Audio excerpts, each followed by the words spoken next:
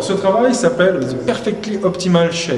C'est un ensemble de pièces de bois, en fait, que j'avais démonté de meubles dont j'avais conçu la forme. Et donc, pensant que, bien sûr, il sera très intéressant dans quelques années de pouvoir reconstituer l'atmosphère dans laquelle l'artiste a évolué, je propose ces pièces de meubles en vente à l'unité.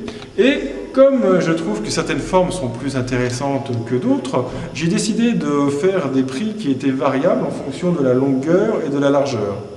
Plus une pièce va être longue, moins elle va être chère, parce que je trouve ça moins intéressant.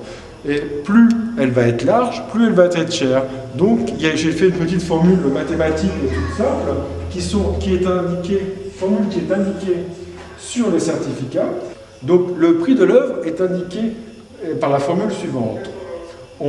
À 19, on soustrait 0,05 fois la longueur de la pièce qui pourrait nous intéresser et on additionne 0,2 fois la largeur de la pièce.